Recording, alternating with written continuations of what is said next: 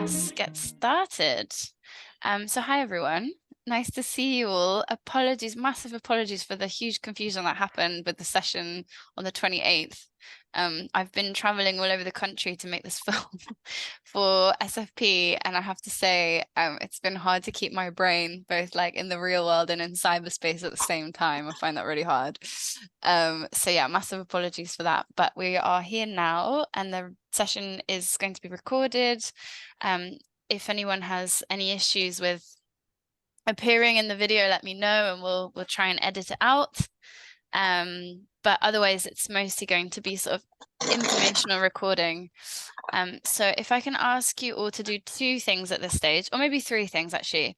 One, if you could mute yourselves, if you could just make sure that we have your name appearing in the little box with your face, although I think most of us have a name, which is brilliant. And thirdly, if you are, I don't know, not feeling self-conscious about munching on an early lunch or late breakfast, it would be lovely to see your face.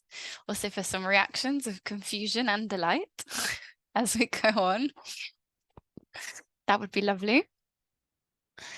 And yeah, welcome. It's really lovely to see so many faces, so many people. I recognize lots of your names and some are new to me. So that's great. I'm assuming that you're all here to think about or improve your comms in terms of a food partnership. And if you're not, perhaps you've landed in the wrong Zoom chat, but you'll quickly discover and make a silent exit. So before we start, I also just want to make sure everybody knows this is the second session in a three-parter for now of the comm support for food partnerships. In the first session, in case you missed it, we covered, I have to also go back and remember because it feels like it was a long time ago. In the first part, we covered absolute basics, how to fill in your dashboard on our website, and a little bit of principles, how to make yourself look good and fund worthy. So if you missed that, or if there were bits that you can't remember, it's all recorded and I will share the link now in the chat, but we'll keep referring back to it. So even if you sort of lose it every so often, that's fine. Lost the chat here. There we go. So yes, in case you need to refer anyone back to it, I've just popped the link in the chat. And in today's session, we are going to be focusing on how to create and action a comm strategy, and by popular demand, what social media platforms to choose and why, because that was a really, really, really big topic covered in the first session. So we're going to kind of work our way through this, have lots of breaks for questions, thoughts, comments, confusion. It's all good, all part of the process. I am going to try on my little screen here to have both you all up and the presentation. But just before we start, one word either coming off mute or in the chat about how you're feeling about the webinar. Could be anything. It'd be really nice to hear from all of you. Just a quick fire. One word, two words in the chat, off mute. Now's your chance. I'm excited. Excited. Yeah.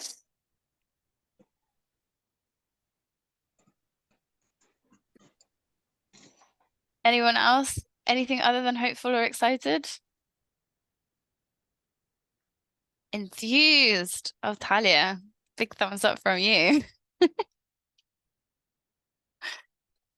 Looking forward to learning. I might have missed some. No? Okay, fab. Anybody feeling a bit? So Maria from Portugal, curious to participate as an observer. Excellent. Anybody feeling any sort of sense of dread or any negative feelings as well? Those are good to know at this point. No? Okay, bro. All right, I think we will then open up with our presentation. So bear with me while I find the right screen because I've got quite a lot of screens going on, unfortunately. So I believe you should be able to see this one. Oh, okay, bear with me 1 second. There we go. It's always hard to get everything in the right place at the right time. Okay, right. Okay, can you all see the first slide of the presentation? Yes, thumbs up. Excellent. I can only see about 2 faces now. So if anyone has any major questions or thoughts, please just stop and shout, because otherwise I won't be able to hear you, or pop it in the chat and Andrea can catch it.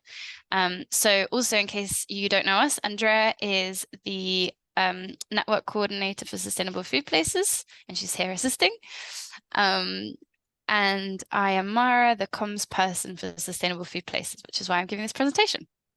So yeah, like I said, in the first session, we explored how to make the most out of the least amount of tools in terms of comms. So rather than trying to do everything, what are the things that you can focus on and streamline to think about, rather than trying to do lots of different things, scattergun approach of trying to do everything and doing all of it a bit badly. What are the absolute fundamentals of looking good and legit and fund worthy? So what are the things, the smallest things that you can do to make yourselves look sort of respectable in cyberspace terms?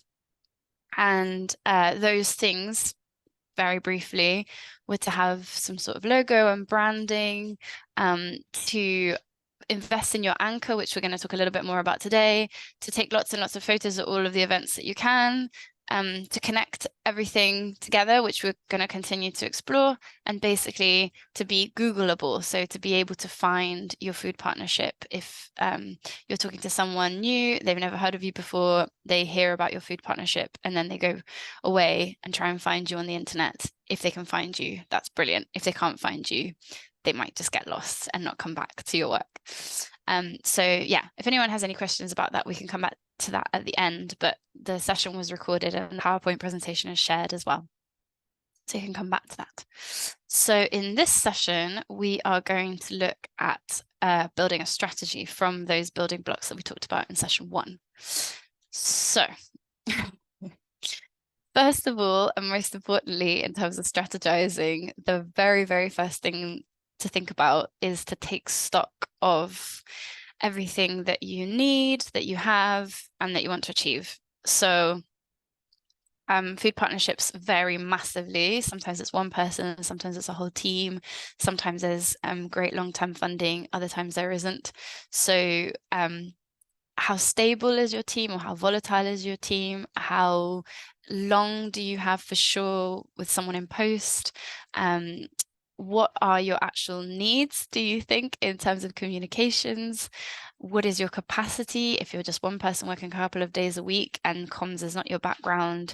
How much do you feel that you have to dedicate to it, or could you employ someone for half a day a week to do it for you? What are your goals?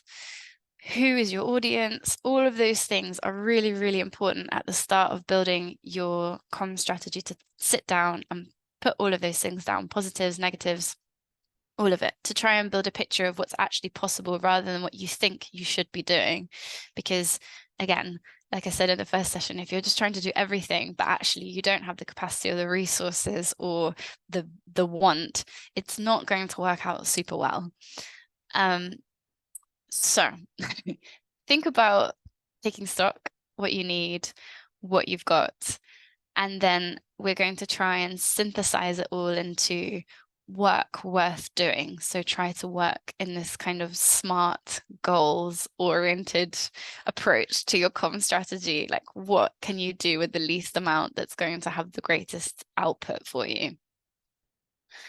So the 4 things that we're going to focus on today are coming back to this concept of having an anchor, where if you are talking to people in the outside world and they come across you and you say to them, I am so-and-so food partnership, and they lose whatever it is that you've given to them on paper, or you've only said it to them, they're able to go away and look you up and find out more without you having to kind of hand them like a handbook of all the information about what you do. We are going to talk a little bit about newsletters. We're going to talk about the dreaded social media, and then we're going to think about how to build all of that up into a plan. Any questions at this point, just before we go into the slightly more nitty-gritty? Any questions or thoughts burning? Anyone to come off mute, shout your question or thought or concern? No? Okay. All right. So, in terms of an anchor, so first point here, last time we talked about if you really have no budget or brain for it, the first and best thing that you can invest in is filling out the dashboard on our website as a member so that you have a web page somewhere on the internet that's quite well connected. I can't remember now the stats, but we have like tens of thousands of people that visit the members page of our website every like 6 months to a year. And so in terms of visibility and in terms of being something that can appear high up on the search engine that you're using, that's a really, really great place to start. If you also have either the bones of a website or an existing website, or you were interested in a website, it's really, really, really important as like your main signpost about what it is that your food partnership does. And in the third session, we're going to talk about how to build a very simple website. So we will come back to that, and any questions or concerns as well, we can come back to those as well. But yes, investing in your anchor, even if it's simple, it doesn't have to have absolutely everything, but it needs to have the basics on it. The second part, which again, we're going to come back to in the third session, is about having a newsletter. Mostly so that once you do have people engaged who want to know about your program, that they are able to keep up with the news, so keep up with your information, keep up with events, things that are happening, especially gathering people together, keeping up with how they can get involved, keeping up with developments about your food partnership. Obviously, people sign up also to the newsletter for like the movement as a whole. But if you're living in a place and you want to know about food work happening in that place, there's nothing better than having that coming out. And it's also a fairly cheap, inexpensive, and quick way to keep people informed. And then we have social media, because unfortunately, a lot of us are glued to our phones quite a lot of the time, and we'll have one type of social media of preference at least, and that's also a great way to keep people informed. And keep people informed and keep people engaged, I would say. And then the plan is from the social media, from the newsletter, how many times a week or a month or a year, if you're really stretched, do you think that you can keep those up? Because the important thing is consistency. If you put out one tweet or one Instagram post a year, there's not really much point. You need to have a little bit of consistency in the same way that you would need to have a little bit of consistency with a newsletter to keep the information flowing, because otherwise it gives a sense that the actual action has kind of stopped. And then what's the balance between I don't really have anything to say versus I've got so much to say that I'm going to bombard people with information. So we're going to come back to this little post-it note on the edge. So, right, why have social media and what platforms to pick and why? I think in terms of why, other than just I should, I think it's important to say that in terms of being able to reach people that you wouldn't just bump into on the street or that wouldn't naturally be drawn to or kind of come to your events, it's a really good way to reach people a little bit further outside of your natural reach, because of the connecting through other people. So people like kind of a friends of friends of friends concept in terms of a network. It's also in terms of funding, I don't think I said this actually in here. In terms of funding, it's also kind of a portfolio that shows your work. So whichever social platforms you have, if you are applying for a grant by a funder or quite a major funder, they will of course look at your social media and your website to see, oh, are they really doing what they say that they're doing? And in a way, it's kind of a what you say you do will be perceived as what you're doing, even if it's not technically what it is that you're doing, but it's a kind of portfolio of your work. Informational reminders. So again, maybe people don't read their emails because they feel overwhelmed with emails, but they'll happily scroll through their phone and something that catches their eye, they'll think, oh, I should go to that, or that's interesting. Continued engagement for the people that maybe are really interested but are busy or it kind of falls off. It's again, reminders. And I can't read this one because you're all in the way. And this one I think says something on brand. Andrea, could you read this for me? I have a It says build on the brand. Oh, brilliant. Thank you. I just have a bar that like sharing a screen thing is like right in front of the word. So yes, again, in terms of credibility and fundability, if you are looking for funding outside of what it's been so far, it builds on this concept that you're a trustworthy organization of people that's doing really good work, and lots of people follow you because they think that your work is worth doing. It's also kind of a self-endorsement thing. So if you have loads and loads of followers, it's kind of an indication that people are really keen on the work that you do. So it's kind of a free self-advertising in a sense. So, right. There are loads of social media platforms, loads and loads. And in the previous session that we did, a lot of feedback from all of you was that you're not too keen on social media, and out of choice, if it wasn't for work, you wouldn't go anywhere near it, which I 100% respect. And I think it's important to keep that in mind. So obviously there's loads and loads and loads of different kinds. Some are more or less appropriate. If people ask me, should we be doing TikTok? I'd say, unless you really want to be on TikTok, it's probably not worth it. But we're going to run through these 5 major platforms that we use, concept being that if we use them, they're probably fairly appropriate for you to use. If you have questions about other specific platforms, then we can go into those as well. So the first one which you've picked is LinkedIn. So LinkedIn might not seem like the most obvious choice, but in terms of professionality, so elevating the profession of being a food partnership coordinator, elevating the kind of professionality of having a partnership of organizations working together in this fairly political way, I think it's a pretty good platform. It has a kind of mid-range of users. All of these statistics are like the bulk of the users. So if you had a bell curve of the age of the users, this would kind of be the middle portion. So it doesn't mean that older people don't use it or younger people don't use it. It just means that most of the people that are using it are aged between 30 and 39. So kind of working professional age people. It's also work related, so it's quite easy to link up to and tag. So to connect in terms of you're writing a post and you're saying these people are involved in what we're doing, and they'll see that themselves. To councils will normally have LinkedIn, to funding bodies, to anything that's a organization of some sort. It's one of those very long form written platforms, so you can write lots and lots of things. It's not limited to a certain word count. As I said, it's easy to find other people.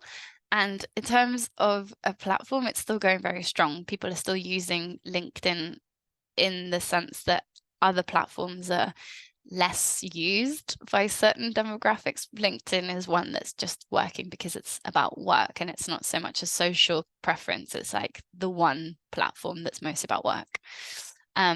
So LinkedIn is good. We now have just over 500 followers as Sustainable Food Places on LinkedIn. And it's also, I think, quite a good way to give that food partnership coordinator job as a label that's then something like, oh yeah, that's a job that people do. And not to say that we're promoting that, but it's also sometimes a little bit easier if that's your role to say, oh, I can also find other people with that role and connect in that sense. That's one. So also a small caveat that I forgot to say before I started rattling on about all of these different platforms is that in the first session, my strong advice was, rather than trying to cover all of the platforms, my advice is to pick one that you like, that you would not mind spending some time on, because the more platforms you add to your list of things to do, first, the more you're going to kind of start to hate them. And secondly, it's not going to, whatever you put out is not going to come out as well if you're not actually a little bit enjoying the process of interacting with that platform. So as we're rattling on through the different platforms, just keep that in mind. Think, okay, yeah, I know LinkedIn. I can kind of navigate LinkedIn. That's fine. Or I've never heard of it, or I've never even clicked on anything to do with it. But we'll come back to that. So the second one is Instagram. Instagram has a really weird age range. So what was it? 66% of users are aged between 13 and 42. So that's an absolutely massive age range. I guess it's on the younger side, but it's also considered quite a good way of engaging kind of the younger members of society, but not so young anymore because they've moved on to other platforms like TikTok. It's mostly about images, which I know some people find really hard in terms of collecting images, which is why one of the bits of advice in the previous session was take as many photos as you can. There's also photos and photos. So we had an example of someone send me something on Instagram, which was just a photo, no explanation, no links to anything. And that's not really worth doing. I think if you are putting photos on the internet, you need to explain what they are. And in terms of accessibility, you also need to have some text saying what they are, what they're for. As a platform, it's still going very, very strong. It's also quite a nice, easy way for people to come across you and get a visual sense of what you're doing if they are into images. We have Instagram. We now have 560 followers. The aim is to get into the thousands because it's kind of a snowball momentum thing, as with all the platforms. So once you've sort of reached a lot, then more of the people who follow them will find you. Which is not to say that the aim is to become an influencer on the internet, but it's just in terms of connecting to people that you otherwise wouldn't come across on the street or be able to reach just by walking around and talking to people. It's quite a good way of going. Then we have Facebook. So it's, I think, the platform with the biggest number of users in the world. It's got this kind of middle age range of between 25 and 55, 8 years old as the most amount of users. It's also got lots of writing potential, which, going back to Instagram, less writing potential. And if you write lots and lots, people will mostly look at the image and then maybe read the text. Facebook, people are more likely to read the information. It's a massively mixed bag as to what it's used for. And I would say that lots of you are also using it for kind of internal groups. I think it's best for closed groups talking to each other about things that they kind of already know. So it's not the best way to reach new people if you're trying to branch out. It's a good way as a forum for people who are already involved to talk to each other, but it's less good in terms of reaching new audiences. It's also got obviously all of the functions of events and photos and like lots of other bits and pieces. But yeah, bearing in mind it's quite a lot of work for keeping communication up with people who are already involved. We don't use it, although it's a sustainable food places here. This is more we have it because Facebook and Instagram are now linked together. So if you want to automate posting of things when you're not there, which we can go into if people are interested in, you have to have both Facebook and Instagram. It's really, really tricky, and I wouldn't recommend it if you find interacting with these platforms hard in the first place, I would just say just leave it alone. It's too complicated to get into. But we have it, but we don't really use it at the moment. And then we have Twitter, which is now called X, which is going through a very strange moment. I don't know if any of you know about this, but since Elon Musk bought Twitter, he's made some strange decisions which have put off a lot of people. So we had 17,000, at the beginning of this year, we had 17,200 followers. We've basically lost 200, which is not massive, but loads of people have left the platform because they're quite angry with Elon Musk, and he will soon be making us all pay for it. So I think it's kind of on the decline, unfortunately, because it's the thing that we've gained the most amount of traction with. But for now, it's full of highly educated, highly paid people. You have an extremely short amount of text, which means that you have to really sort of nail things to the point of what you're saying. You can have hyperlinks and videos and photos, but only one of them is visible at a time.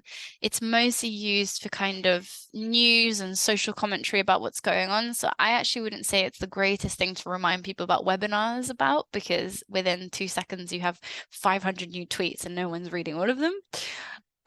So yeah, it might be in decline soon. If you are not already on Twitter, I would not advise you to get on it now, just because of what's happening at the moment. So the next one is Threads. So Threads is Facebook's response to Twitter's decline. It's basically the same as Twitter, but it's free, and there aren't loads of people on it yet. It's very new, so there's no statistics about what demographics, but you can pretty much be sure that it's the people that have moved from Twitter to Threads. And it's the same thing, so short amount of text, but it doesn't have quite the same restriction as Twitter for the moment, and it's basically the same. So it would be an investment now to join Threads because, like I said, there's not that many people on it. But if you are more into the Twitter concept, it will be an investment that will probably pay off as Twitter may sort of disappear. And that's it. That's it in terms of social media platforms. So I would say let's take a pause here and take any questions, because that was a lot of information. So feel free to just unmute yourself and ask a question, raise your hand, or pop it in the chat, whatever feels more comfortable.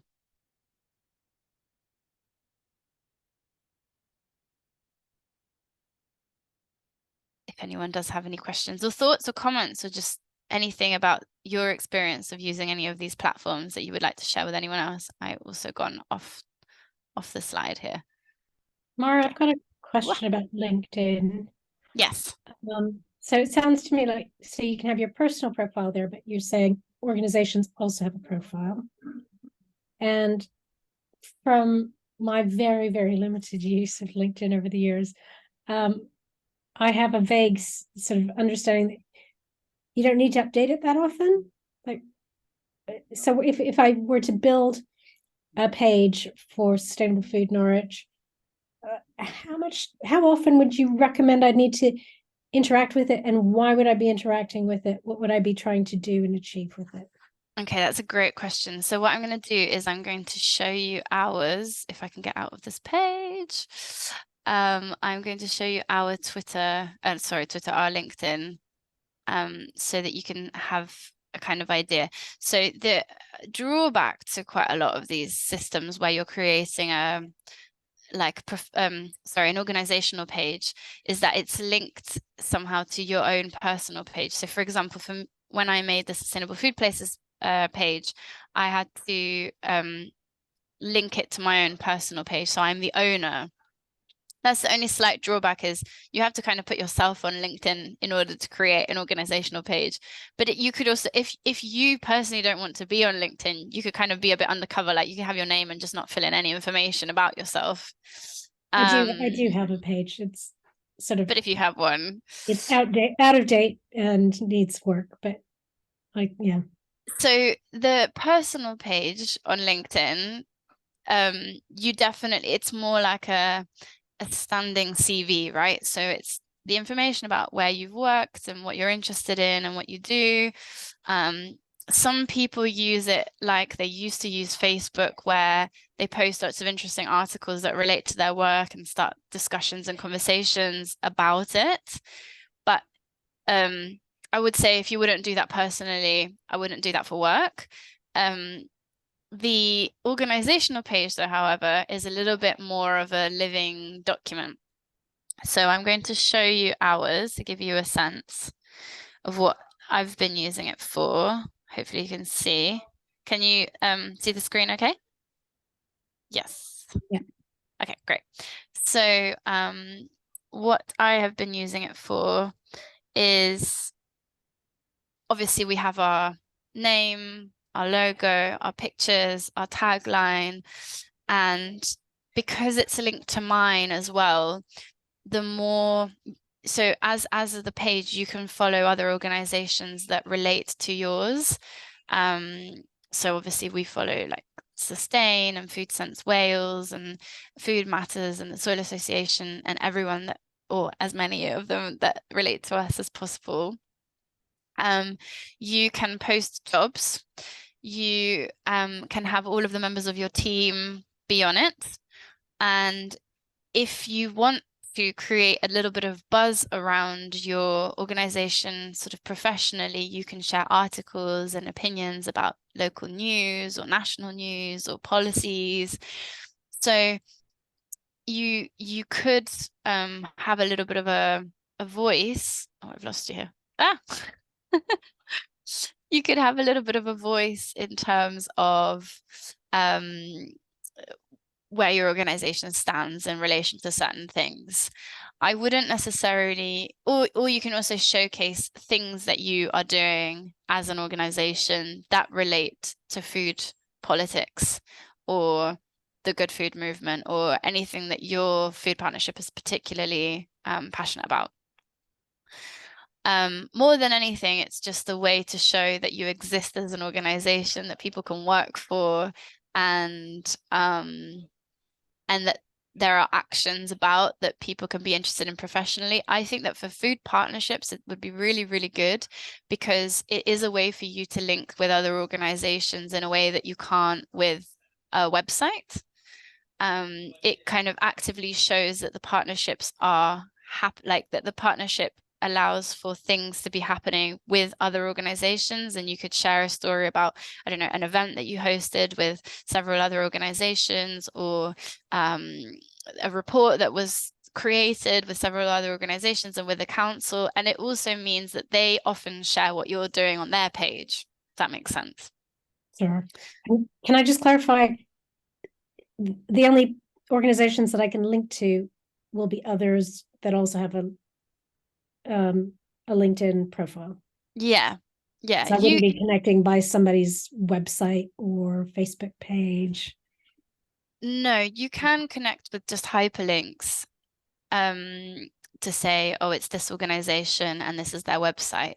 But if it's a big organization or if it's like a local council, they will have LinkedIn, because anyone that works anywhere that wants to say that they work there will have a LinkedIn page, if that makes sense. So if it's super niche and it's like a cafe, they might not have LinkedIn. But if it's an organization like a county council or a city council or a local council, they will have LinkedIn. Yes. Does that answer your question, Sabina? Yes, it does. Thank you. Cool. There's another question in here from Johnny. Would you like to unmute yourself and ask us your question? Yes, can you hear me? Yeah. Yeah. So I'm Johnny from the South Tyneside Food Partnership. It's quite early stages, so yeah, it's in the early stages of its formation. Is there a right time to start being active, like on a platform? I feel this would really increase buy-in from potential stakeholders in our place. And secondly, would you recommend having a holding page stroke website or that sustainable food place profile in place before the social media? A great question. Thank you, Johnny. So in terms of having a web page on our website, at the moment, we only have web pages for active members. Yeah. So that wouldn't be an option at the moment. But having an anchor point, like I said, whether that's a really, really super basic website, it's kind of invaluable in this age of everyone goes, you know, when you have a question, you go straight to Google. Either you're trying to rack your brain to remember, but if it's something that you don't really know, you go straight to Google to ask your question. So even if you're establishing yourselves as a food partnership, I think it's really, really great to galvanize a little bit of momentum and interest and buy-in, like you said, from different stakeholders and also the people in your place, to have a basic anchor point that they can come back to when they're trying to remember what you're doing, and something that gives them updates on what you're up to in the current moment, which is why I think my sort of zoom out advice is you want an anchor point, like a web page or a website, and you want one social media channel that gives people updates about what you're doing. Yes, that would be my answer. That's brilliant. Thank you very much. Cool, no worries. Any questions from anyone else at this point? Questions, thoughts, comments? Raging hatred against social media? No? Okay. I'm going to talk about the last bit in terms of strategizing, and then if we do have any more questions, we can come back. Right. Oh, have I missed a question here? No, it's my computer making sounds. So here we go. The very last bit of the presentation, if I can find it again, there we go, is about strategizing. So yeah, so to backtrack, we've been thinking about taking stock, thinking about your needs, your resources, the audience that you think you're trying to reach. I think that's always a really, really interesting point where it's worth really asking yourself, who would be most interested in this kind of work, and who am I maybe not considering actually? What is your capacity? What's your interest? What social media platform would you not hate to be on a couple of hours a week? And how much do you think you can put on your plate? And also my recommendation would be try to put less on your plate. So in terms of devising a strategy, other than having a basic branding, a logo is really helpful, and an anchor point. In terms of having social media, my advice would be pick one platform that you like and build on that, see how you go with that one. If you feel that you have more capacity as one individual person, as a single food partnership coordinator, or maybe you have a little bit more of a team, build on that. Think about regularity, think about posting, say, one thing a week that's relevant to what you're doing, maybe showcasing people within your partnership, and just build on that. But don't add too much to your list. Don't think I have to do everything. Just think, what's the minimum viable thing I can do? And in terms of a strategy, it doesn't have to be a 72-point plan. My strategy when I started was literally this post-it note saying minimum 3 Instagram posts a week, minimum 2 LinkedIn posts a week, and daily tweeting. But that's because we're already quite a big network. I have 4 days a week to think about these things. And in the meantime, I was also trying to reorganize the website and lots of other bits and pieces. This strategy that I started with this one post-it note that I had has now grown, and it's more than that every day. But that's where I started, and I only added in capacity as I felt that I could add more things to do on my plate. So that's kind of it in terms of what I wanted to cover today. The next time we're going to be talking about creating a very, very simple website and linking all of the different places where you appear in cyberspace in one place, and how those could also be the same thing. And the next session will be on the 9th of November, same time, same day of the week. So if you have any more questions now, I'm more than happy to answer them, questions or thoughts or anything that anybody wants to share with anyone else.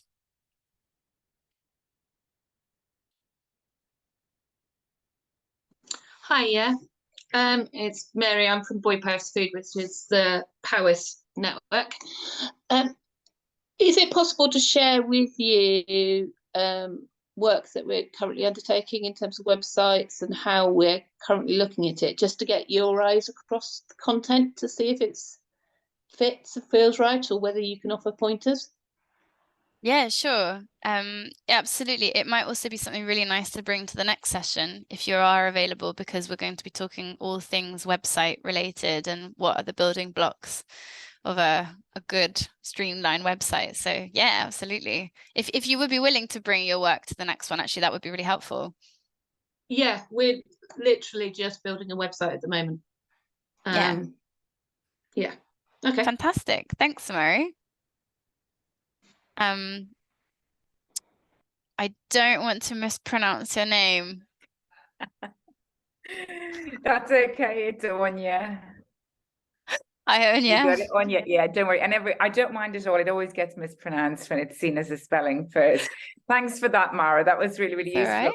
I have a question also, which is about the website. So we're kind of in our 4th year, and for some time we've been mindful of the need to, establish a website to broaden our movement and to be able to kind of reflect a lot more sort of publicly on what we're doing. And one of our challenges, and I know this isn't your remit really, but it would be interesting maybe if when looking next week or at the next sort of session at websites and website designs, I've got 2 requests.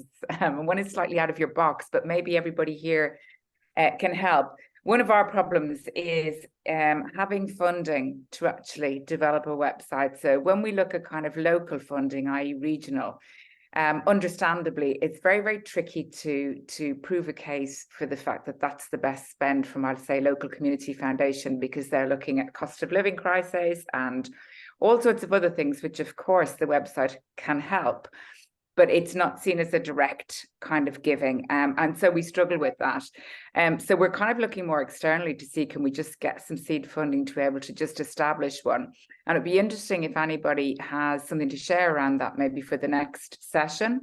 And the second one, and just following on from the last comments, yeah, it would be great for people also to talk about what works for them, because what's key for us is once we set the website up, is actually being able to manage it ourselves and have access to be able to change, to put things on quite spontaneously, and not always have to ring somebody who has a code, who can do, and who's going to charge you.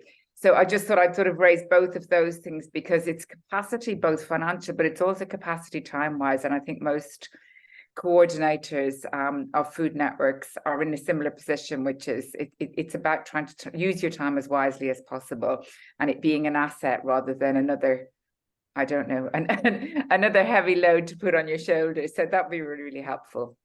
Yeah, absolutely. So that's that's what next time I'm going to be trying to share a little bit of work around. So there's 2 different things that I can kind of, as a teaser, maybe give you. One is that, and I have an example, and actually, I will show my example in the next session when I make my presentation. That it's so making a website can be extremely expensive and frustrating and time consuming, but it doesn't have to be. And there are young people these days that are such whizzes on these things that give them a few hours and they build your website from a fairly cheap sort of pre-packaged platform like WordPress. So we'll go through this because this is something actually I did as a volunteer for a community bookshop here in Bristol. It was me, and there was actually one other person who kind of just helped a little bit. It took me about half a day, and then they had a website. And I did it for free because I was volunteering, but I think that there are quite a lot of young people who would either give of their time for free as work experience or give of their time for not that much money. You definitely don't need to pay a web developer thousands of pounds to create a website. That's just a total, it's just not worth it. And in terms of the management of it, if it is on one of these websites where you're paying a company to keep the security and all of the functionality of your website going, you're basically outsourcing that cost to just have a plan and a domain name. So it's I mean, you know, you can buy a domain name for like £16 a year, and you can keep a website going for like £36 a year, and have this big organization just run it for you. And then in terms of updating, it's also very much about the design of your website. So if you create it that you're having to constantly update things, that will be what you do. But if you design it in a way that it's minimally needs updating, then again, you create less work for yourself, right? So I think in terms of funding, I think that you can create and keep a website going for quite a small budget if you know tips and tricks.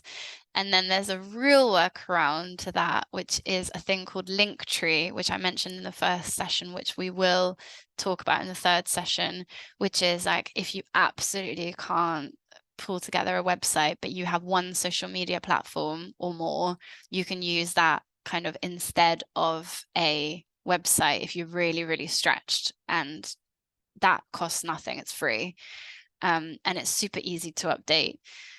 So there are workarounds, but I do think that having some sort of form of website is really important, and I kind of can't stress how important enough it is. And I think in terms of funding and making a case for funding, without it, it's like you don't exist in cyberspace. And, you know, I know that sounds really harsh and very modern as a concept, but I really think it's like not having a building, it's like not having a badge or anything. Just kind of, it's really hard for people to wrap their heads around the concept of the organization if they can't find a website that goes with it. And it's a bit of a chicken and egg thing in terms of funding, because if you have a website and you have one social media outlet and you have like a newsletter, it looks like you're maybe doing more even than is really happening. It's a bizarre like concept thing, but it's like if you don't show that it's happening, it's almost like it hasn't happened. But if you show that it is happening, it looks really impressive and amazing, and then there's grounds for more funding. So I think, yeah, that in that sense, comms is not to be sniffed at. It's very important. But yeah, we will definitely talk about these workarounds, and I know that's a bit of a teaser and like come next time and find out how, but it requires a bit more explanation than the next 10 minutes. So Perfect, thank you. Yeah, no worries. Any other questions or thoughts from anyone else before we wrap up?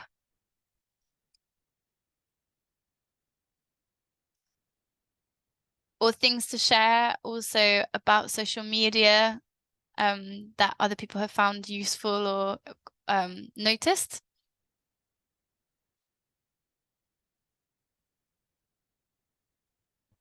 I'm just celebrating. Oh, sorry. Very quickly celebrating that you're recommending not to worry about Twitter. That's all.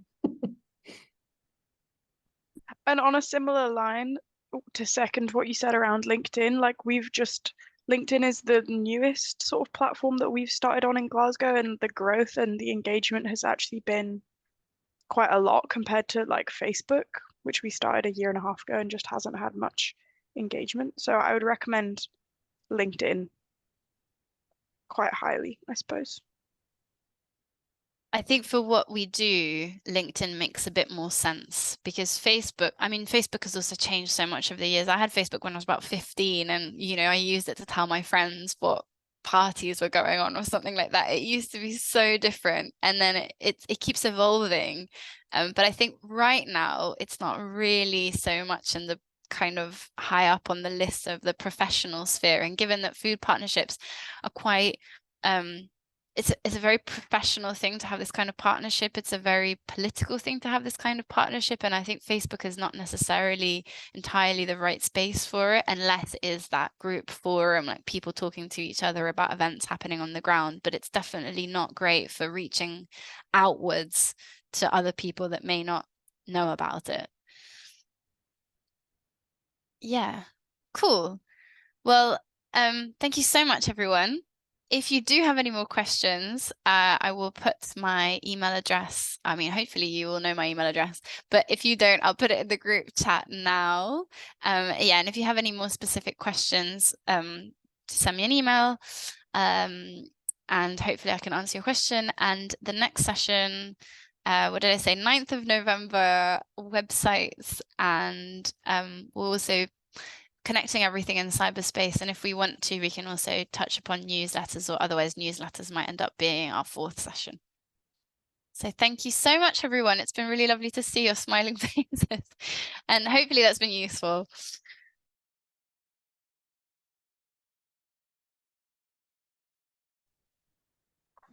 Thank you. Thanks, Mara. Thanks, You're Andrea. welcome. See you. Bye. Thanks, you.